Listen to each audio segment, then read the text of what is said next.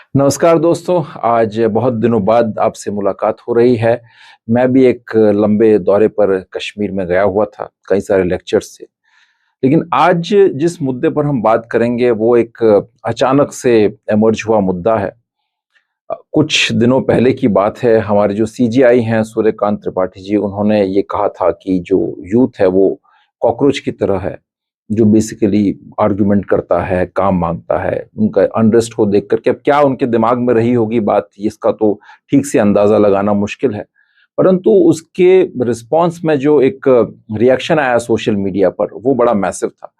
एक कॉकरोच जनता पार्टी नाम का एक सोशल मीडिया एंटिटी क्रिएट हो गई, जिसके तकरीबन तकरीबन 2.5 करोड़ फॉलोअर्स बताए जाते हैं। उनका इंस्टा पेज जबरदस्त तौर पर हिट हो गया और भी उनके सोशल मीडिया हैंडल्स हैं काफी पॉपुलर हो गए। और एक तरह से लोग कहने लगे कि ये कोई मास मूवमेंट टाइप का बन रहा है। इनकी जो संस्थापक हैं अभिजीत दिपके, वो अमेरिका से ऑपरेट कर रहे थे, वहां पर वो अपनी शायद पढ़ाई कर रहे थे और वो अभी हाल फिलहाल में ही लौटे हैं।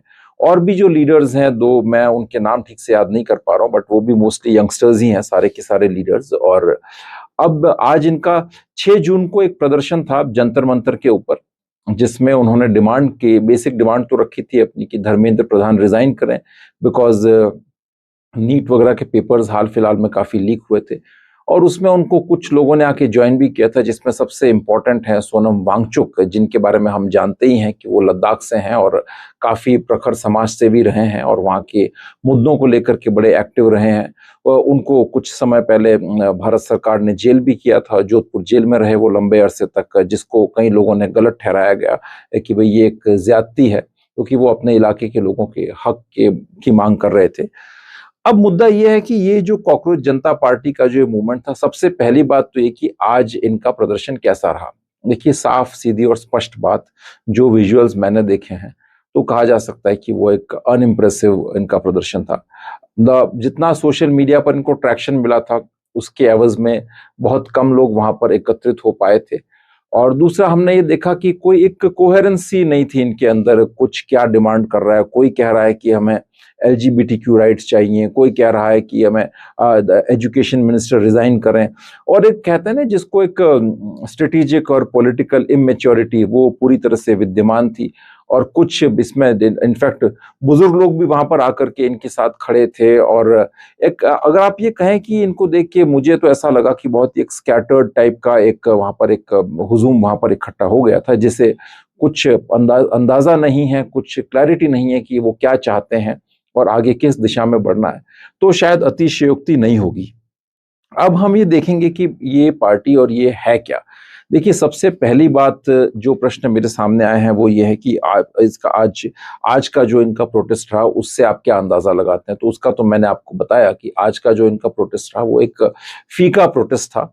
और जितनी बातें चल रही थी कि जेन जी जो है कुछ बहुत जबरदस्त यहाँ पर कर सकती है, नेपाल में, बांग्लादेश में, श्रीलंका में जो हुआ उसको लेकर के पहले ही काफी आशंकाएं हमारी सोसाइटी में और जो पब्लिक मीडिया डिस्कोर्स है उसमें चल रही हैं कि जेन जी यहाँ पर काफी धमाल मचाने वाली है, काफी उत्पात मचाने वाली है, जिसमें उनको विदेशी शक्तियों का भी सपोर्ट रहेगा और वो यहाँ पर एक इंटरनल सोशल और पॉलिटिकल डिस्ट्रप्शन करेंगे। इस तरह की आशंकाएं, आप कॉन्स्पिरेसी थ्योरीज कह दीजिए या रूमर्स कह दीजिए, वो काफी ऑलरेडी प्रेवलेंट थी। और उनको हमारे देश के आसपास की कुछ भौगोलिक घटनाओं ने, राजनीतिक घटनाओं ने भी उन चीजों को बल दिया। लेकिन आज जो प्रदर्शन रहा उसको देख के तो कुछ ऐसा लगता नहीं है कि इसमें कुछ बहुत ज्यादा दम है। लेकिन सबसे बड़ी बात यह है कि अगर ये कोई जिस चीज को लेकर के इन्होंने ये मुद्दा खड़ा हुआ था, एम्प्लॉयमेंट एंड डिग्निटी, उसमें कितनी सच्चाई है। देखिए, सबसे पहले मैं ये कहूंगा कि हमारे देश के अंदर ओवर द ईयर्स, मैं बहुत ज्यादा इतिहास में नहीं जाना चाहता, लेकिन ओवर द ईयर्स जो पब्लिक मोरालिटी और एथिक्स है राजनीति में, प्रशासन के अंदर, उसमें भारी गिरावट आई है, बहुत ज्यादा गिरावट।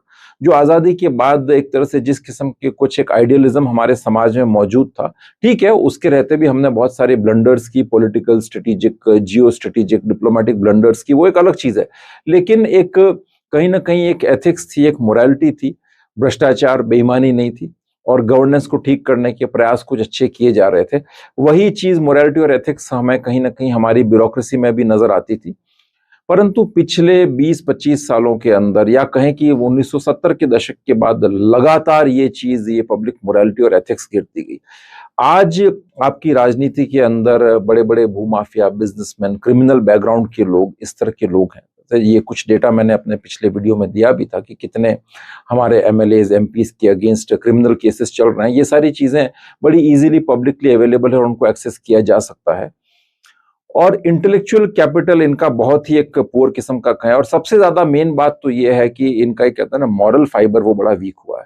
और सेम चीज आपको ब्यूरोक्रेसी में भी मिलेगी। ब्यूरोक्रेसी के अंदर भी एक extreme level of arrogance, incompetence, inefficiency वो तो है ही, लेकिन करप्शन और इनकी जो कहते हैं ना एक चारित्रहीनता, वो अपने सारे रिकॉर्ड तोड़ करके सामने है।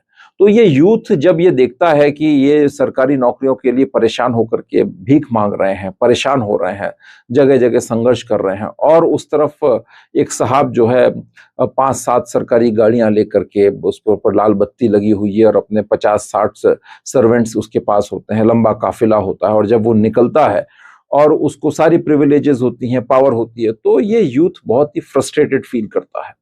इसको लगता है कि भाई हमने ऐसा क्या गुनाह किया कि हमारा स्टेटस एक गोरिल्ला की तरह जिसको कहें, जिसका कोई वजूद नहीं है और उसमें कोई डिग्निटी नहीं है, लेकिन ये चंद लोग हैं, आपके जो पॉलिटिकल एलिट्स कह दीजिए या ब्यूरोक्रेटिक एलिट्स कह दीजिए, वो सोसाइटी पर, इस देश पर शासन करते हैं। वो अगर भ्रष्टाचार करें तब भी उनके लिए कोई सजा नहीं है। अगर वो अभी जिस तरह से कई तरह के केसेस सामने आए जिसके अंदर आप देखेंगे कि एक्सट्रीम भ्रष्टाचार भी किया इन लोगों ने, इन लोगों जैसे सीबीएसई का जो केस था अभी, जो मार्कशीट ओएसएम को लेकर के सारा जो बवाल हुआ, जो आउट हुई, तो मैक्सिमम पनिशमेंट क्या था, सीबीएसई के जो चेयरमैन था उसका ट्रांसफर कर दिया गया, जो कि कोई खास पनिशमेंट नहीं है। ऐसे आपको कई केसेस मिल जाएंगे देश के अंदर जहां पर बड़े बड़े सीनियर ब्यूरोक्रेट्स उनकी लापरवाहियों, उनकी ब्लंडर्स और उनकी करप्शन से बहुत बड़े नुकसान देश को हुए हैं, देश के लोगों की जानें गई हैं। हाल फिलहाल के अंदर आप देखेंगे जो दिल्ली में जो अग्निकांड हुआ होटल के अंदर, मुजफ्फराबाद में जो हॉस्पिटल में जो अग्निकांड हुआ, भारी प्रशासनिक लापरवाही का सबूत है। किस तरीके से होटल मालिक को तो अरेस्ट कर दिया गया, लेकिन क्या वही जिम्मेदार था इसके लिए? ऐसे अफसर रहे होंगे, प्रशासनिक अफसर रहे होंगे, आईएएस अफसर होंगे जो म्युनिसिपल कमिश्नर के तौर पर काम करते होंगे, डेप्यूटी कमिश्नर के तौर पर काम कर रहे होंगे, जिन्होंने ये परमिशंस दी होंगी, इन होटल्स को लाइसेंस दिया होगा। ऐसे पॉलिटिशियंस होंगे, पार्षद होंगे, कॉर्पोरेटर्स होंगे, मिनिस्टर्स होंगे, जिन लोगों ने इनसे पैसे खाए होंगे और ये सब लाइसेंसेस दिए होंगे। और लेकिन उनकी अकाउंटेबिलिटी कौन होल्ड करेगा? उन पर किसी ने कोई अकाउंटेबिलिटी फिक्स नहीं की। इतने पेपर्स आपके लीक हो रहे हैं, आउट हो रहे हैं, लेकिन कहीं कोई अकाउंटेबिलिटी नजर नहीं आती। और यूथ जो है भटक रहा है एक बेसिक डिग्निफाइड एग्जिस्टेंस के लिए। आप बाकी की समस्याएं, एनवायरनमेंट की समस्याएं, वाटर सिक्योरिटी की समस्याएं, वो तो सब छोड़ दीजिए, वो तो खैर मैं उसके बारे में बात करना ही, एक ऐसे चैप्टर को खोलना है जिसका कोई अंत ही नहीं है। लेकिन जो इमीडिएट प्रॉब्लम्स हैं, जिसके अंदर एक डिग्निफाइड एग्जिस्टेंस भी यूथ के पास नहीं है, वो इस यूथ को बड़ा परेशान कर रहा है और उससे कहीं ना कहीं उसको एक आत्मसम्मान को भारी चोट पहुंची है। और उसके रिस्पॉन्स में ये मूवमेंट खड़ा हुआ और ये मूवमेंट आगे उन्हीं चीजों को लेकर के बढ़ता हुआ दिख रहा है। अब जिस तरह से सीजीआई का स्टेटमेंट था, ये कॉकरोच है, ये है, तो ये कहीं ना कहीं एक बहुत ही अपमानित करने वाली बात उनको लगी। एक तो घाव और गाव पर जो है नमक छिड़कना, भाई ठीक है आप तो सारे प्रिविलेजेस एंजॉय कर रहे हैं और हमारे साथ इस तरह का सलूक, तो इसके बारे में ये क्या समस्या है? मतलब सबसे बड़ी बात यह कि ऐसी व्यवस्था क्यों है देश में और इसका क्या निराकरण है? क्यों सत्ता में बैठे हुए जो तमाम पावरफुल लोग हैं, चाहे वो ब्यूरोक्रेट्स हो, चाहे वो पॉलिटिशियंस हो, उनकी कहीं कोई अकाउंटेबिलिटी फिक्स नहीं होती है? आपने देखा पुलवामा हुआ, पहलगाम हुआ, लेकिन उसके बाद क्या किसी एक बड़े अफसर को, चाहे वो आईएएस अफसर हो, चाहे वो आईपीएस अफसर हो, या सरकार के बड़े कोई मिनिस्टर्स वगैरह हो, कहीं कोई अकाउंटेबिलिटी फिक्स की गई? नहीं फिक्स की गई। उसके ऊपर राजनीति बहुत हुई, उसके ऊपर नारेबाजी बहुत हुई, उसके ऊपर जो है इलेक्शन के अंदर उन चीजों को इस्तेमाल काफी किया गया। ठीक है, सरकार ने कुछ अच्छा काम भी किया, उसके लिए रिटेलिएटरी एक्शन भी लिया, सिक्योरिटी का एक डॉक्ट्रिन हमारी इस वर्तमान सरकार में मजबूत हुआ है, लेकिन जिन लोगों की गलतियां थी उन पर कहीं कोई अकाउंटेबिलिटी फिक्स नहीं हुई। तो इन सारे इश्यूज को लेकर के इस यूथ ने ये मूवमेंट खड़ा किया है। हालांकि ये जो विषय है इश्यूज का, इसके ऊपर और ज्यादा गहराई से जाने की जरूरत है। अभी शायद इतना समय नहीं है, इसलिए मैं उतनी गहराई से इन इश्यूज पर नहीं जाना चाहता कि मेन प्रॉब्लम्स क्या हैं। लेकिन मैं इतना कहूंगा कि ये प्रॉब्लम्स कहीं ना कहीं बहुत लॉन्ग लास्टिंग प्रॉब्लम्स हैं, ये सिस्टम की प्रॉब्लम्स हैं, ये एडमिनिस्ट्रेटिव प्रॉब्लम्स हैं। इसके लिए आपको व्यवस्था के अंदर आमूल चूल परिवर्तन करना होगा। ये प्रॉब्लम किसी एक पर्टिकुलर पार्टी से एसोसिएटेड नहीं है कि बीजेपी के खिलाफ प्रॉब्लम हो या कांग्रेस के खिलाफ प्रॉब्लम हो। ये प्रॉब्लम्स आपकी व्यवस्था से निकल के आने वाली प्रॉब्लम है। ये प्रॉब्लम कोई आइडियोलॉजी की प्रॉब्लम नहीं है कि कोई हिंदू नेशनलिज्म की बात कर रहा हो या कोई इस्लामिक एक्सट्रीमिज्म की बात कर रहा हो, कोई सेक्युलर लिबरलिज्म की बात कर रहा हो। ये प्रॉब्लम्स वो हैं ही नहीं। ये प्रॉब्लम्स हैं कि एक ऐसा एरोगेंट ब्यूरोक्रेटिक और पॉलिटिकल एलीट, खासतौर से ब्यूरोक्रेटिक एलीट, जो व्यवस्था पर कब्जा करके बैठा है और आम आदमी को उसके टैक्स देने के बदले के अंदर कुछ भी सुविधाएं और व्यवस्थाएं उसको उपलब्ध नहीं है। ना वो सरकारी अस्पताल का यूज कर सकता है, ना वो सरकारी ट्रांसपोर्ट सिस्टम का यूज कर सकता है, ना वो अपने बच्चों को सरकारी स्कूल में भेज सकता है। उसके लिए सेफ्टी सिक्योरिटी के नाम पर चीजें जीरो हैं। कोई भी आकर के कत्ल कर जाए, मार के चला जाए, वो पुलिस स्टेशन में जाएगा, उसे शायद कोई एंटरटेन भी नहीं करेगा, उसे बदतमीजी से बड़ी बेइज्जत करके वहां से निकाल दिया जाएगा। सरकारी रोड्स बनेंगे, उसके अंदर कॉन्ट्रैक्टर्स पैसा खाएंगे, उसके बदले एक्सीडेंट्स होंगे, बड़े बड़े क्राइसिस होंगे, बड़ी बड़ी दुर्घटनाएं होंगी, लेकिन कहीं कोई अकाउंटेबिलिटी, कोई जवाबदेही फिक्स नहीं की जाएगी। ये समस्याएं वो हैं जिन पर बेशक हमें और गहराई से सोचना पड़ेगा, गंभीरता से सोचना पड़ेगा, लेकिन उसके लिए एक लंबा डिस्कशन चाहिए, वो हम कभी और करेंगे। लेकिन मैं ये कहूंगा कि शायद इन सब विषयों की, इस जेनजी को जो ये यूथ प्रोटेस्ट कर रही है, इनको इन विषयों की समझ ही नहीं है। वो इसे एक छोटा सा सिर्फ एग्जाम पेपर्स लीक या फिर एक पर्टिकुलर मिनिस्टर के रेजिग्नेशन की बात तक लेकर के कन्फाइन हो गए हैं। और वो इनकी जो गहराई से जो न्यूएंसेस में जाने की जो बात है कि भाई एक कैसे एक विजन को डेवलप किया जाए, मुद्दों की अंडरस्टैंडिंग क्या हो, एक एक्सपर्ट लेवल की अंडरस्टैंडिंग, वो चीज हमें कहीं नजर आती नहीं है। आमतौर पर मैं कहूंगा, देखिए, भारतीय आम जनता की, जनमानस की जो ना इन चीजों को लेकर के अंडरस्टैंडिंग, जो आपके जो मुद्दे हैं खास, चाहे वो जियो पॉलिटिक्स के हो, देश की सुरक्षा के हो, देश की गवर्नेंस के हो, उनको लेकर के अंडरस्टैंडिंग में कहीं ना कहीं एक गहराई है। एक आलस्य में जरूर देखता हूं कि मेहनत करने के अभाव के कारण वो एक ठीक से, कहते हैं ना, एक सिस्टमैटिक सोच विकसित नहीं हो पाई है, और बहुत ज्यादा चीजें ये रेटोरिक और इमोशनल ज्यादा लगती हैं। तो अल्टीमेटली अगर आप इन्हीं रेटोरिक्स के ऊपर, इमोशनल चीजों के ऊपर आप आगे चलेंगे, तो इसका भविष्य भी मुझे कोई बहुत ज्यादा नजर आता नहीं है। अब देखिए, जैसे किसी ने वहां पर डिमांड कर दी एलजीबीटीक्यू राइट्स चाहिए, किसी को उनका रेजिग्नेशन चाहिए, तो मोस्ट लाइकली जो मुझे दिख रहा है वो यही होगा कि इस प्रोटेस्ट के ऊपर ये टैग जल्दी ही लगेगा कि ये एक एंटी नेशनल प्रोटेस्ट है और इसके पीछे विदेशी एजेंसियों का हाथ है। और देखिए, ऐसे मामले जब होते हैं, उसमें कई बार होता भी है कि एंटी नेशनल फोर्सेस जो हैं इनको कैपिटलाइज करने की कोशिश करती हैं, लेकिन उन सब के पीछे इनके खिलाफ जो शक्तियां लड़ रही हैं, वो इन मुद्दों को हावी बना देंगी, स्ट्रांग कर देंगी, और इसके पीछे जो रियल मुद्दे हैं जिनके खिलाफ लड़ाई होनी चाहिए, एक आम जनता को लड़ना चाहिए, वो मुद्दे कहीं पिछड़ जाएंगे क्या। और मुझे ऐसा होता हुआ दिख रहा है, क्योंकि जो इसके जो कर्ता धर्ता है, उनके अंदर उस स्ट्रेटेजिक विजन की कमी है। दूसरी बात, मुझे लगता है कि शायद कहीं ना कहीं ये देश अभी भी जो है, बहुत जो पुरानी, जो पुरातन पंथी वाली जो प्रॉब्लम्स हैं, कास्टिज्म कह दीजिए, सुपरस्टिशंस कह दीजिए, रिलीजियस एक्सट्रीमिज्म कह दीजिए, रीजनल ट्राइबल लॉयल्टीज कह दीजिए, भाषाई जो लॉयल्टीज है वो कह दीजिए, उनसे अभी तक ये देश मुक्त नहीं हो पाया, और वो जो प्रिमिटिव एटाविस्टिक टेंडेंसीज है वो बहुत स्ट्रांग है। आप जिसे यूथ कहते हैं, उस यूथ को कास्ट के नाम पर, धर्म के नाम पर डिवाइड करना कोई बहुत मुश्किल काम नहीं है, बहुत आसान काम है। क्या आज सिंपल सी चीज आप देखिए, ये क्या मुद्दे उठाएंगे। सबसे बड़ा प्रश्न तो ये कि देखिए, अगर ये यूथ अगर एम्प्लॉयमेंट की बात करती है, तो सबसे पहला मुद्दा रिजर्वेशन का आएगा।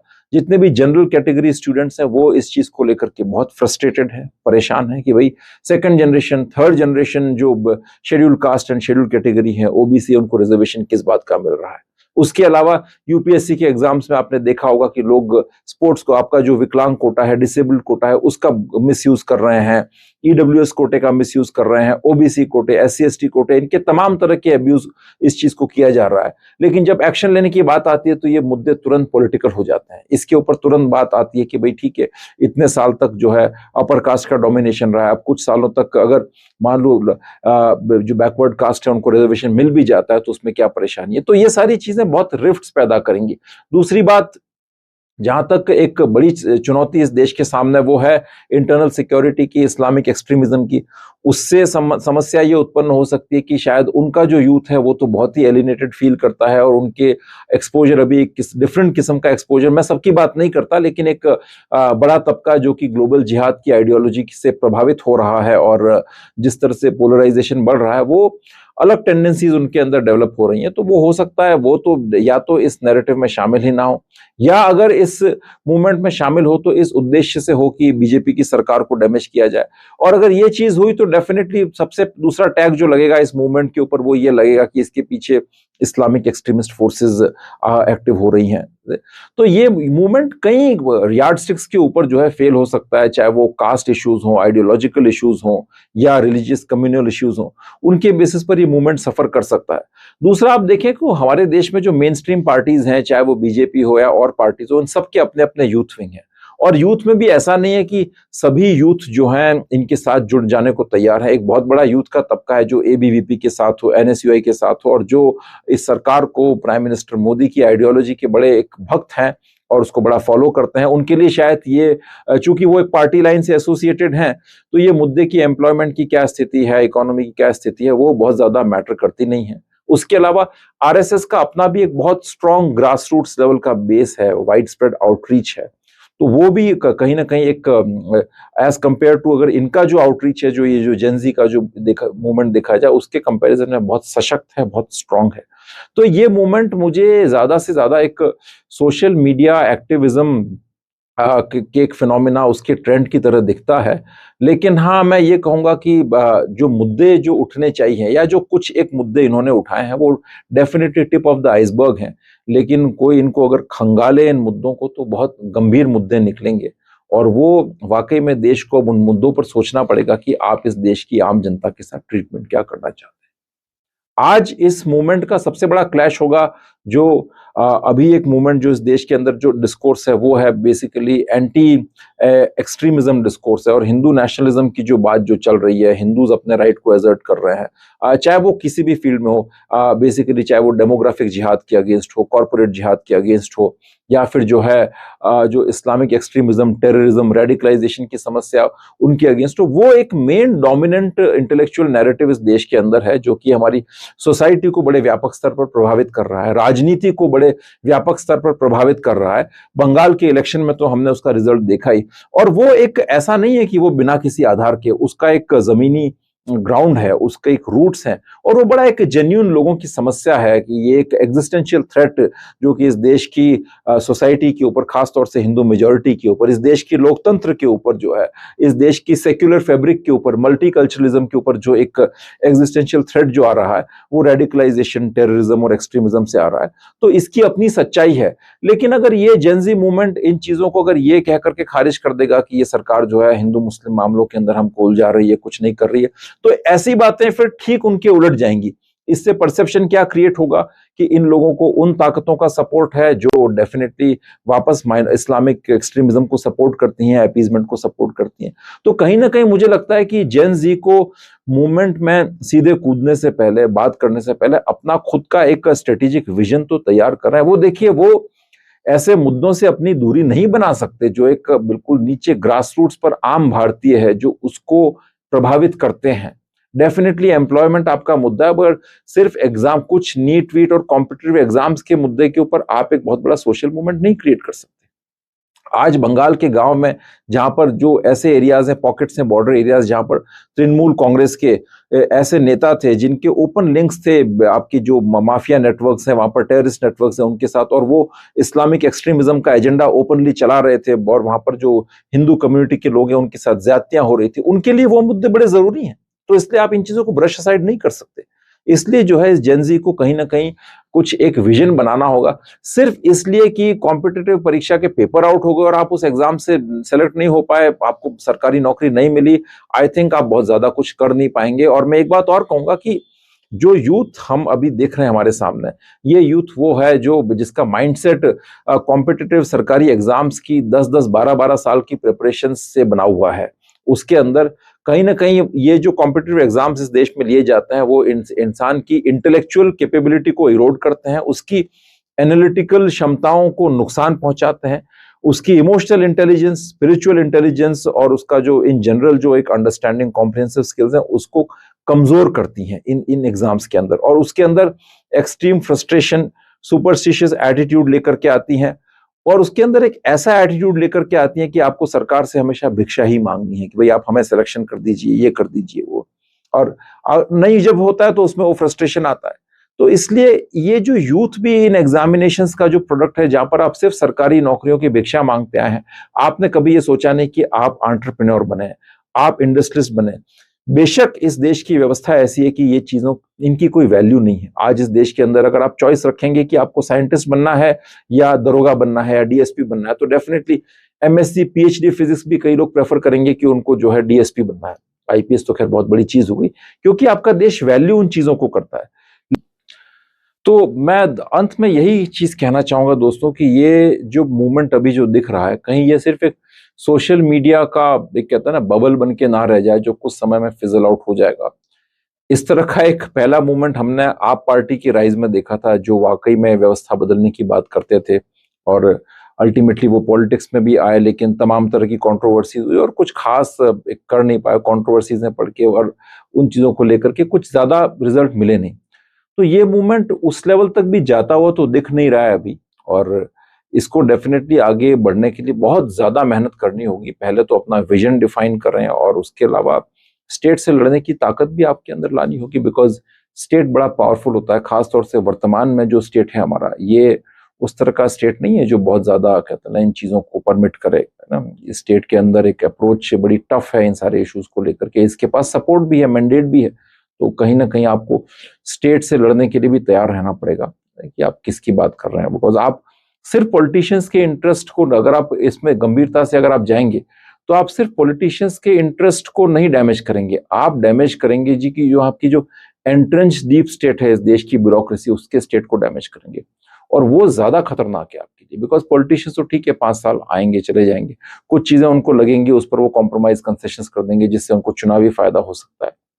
लेकिन ब्यूरोक्रेसी जिसके स्टेक्स हैं इस व्यवस्था के अंदर, जो एक आदमी आता है तो 40 साल तक रहता है, वो इसी व्यवस्था को कंटिन्यू करना चाहेगा। तो अगर उनकी पावर के अंदर, उनके स्टेटस के अंदर इन सब परिवर्तन, इन सब डिमांड्स के कारण अगर कोई डैमेज होता है, तो they are not going to tolerate it. तो इसलिए आप देख लें कि आप किससे सामने मुकाबला कर रहे हैं। नमस्कार, धन्यवाद, जय हिंद।